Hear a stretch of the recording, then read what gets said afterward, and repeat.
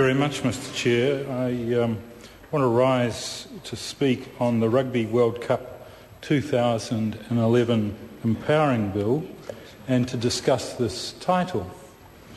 As all of my colleagues on this side of the House would understand, I am Murray McCully's greatest fan, and in almost every situation I would totally agree with everything that he said.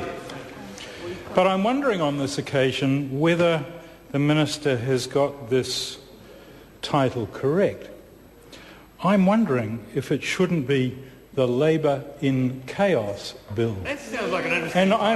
And it occurs to me, Mr. Chair, that this title of this bill may be being used by competing factions in the Labour Party to begin to run a coup against Mr. Goff.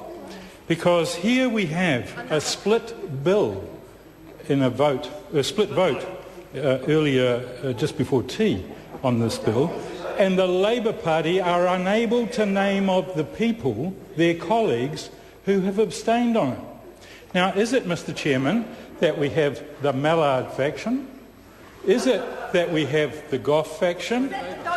Is it that we have the Shane Jones faction? Is it that we've got the Mr. Cunliffe faction? Clearly, 7 people across the other side of the House, Mr. Chairman, have voted, or at least abstained, in a way which does not support their leader.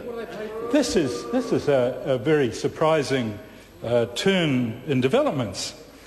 Mr. Chair, it may also be that this bill could be called the Mallard Sour Grapes Bill. The Mallard Sour Grapes Bill.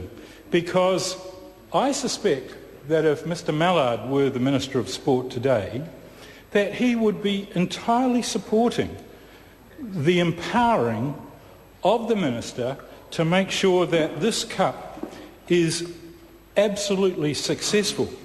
Because success of this event is really important for New Zealand's global brand and for our economy. And I've said, Mr. Chair, it's quite interesting looking at the scrambling that's going on the other side of the House to work out who's in what faction, because it's clearly, Mr. Chairman, that there's a lot of disharmony across the other side of the House, where we have 7 people who have moved from the main reason that the Labour Party were voting, and they're abstaining, presumably because they don't agree with Mr. Goff, they don't agree with Mr. Mallard, or they don't agree with Mr. Jones, or they don't agree with Mr. Cunliffe. And I invite the whip on that side of the House to put us out of our misery, or at least tell us what is going on.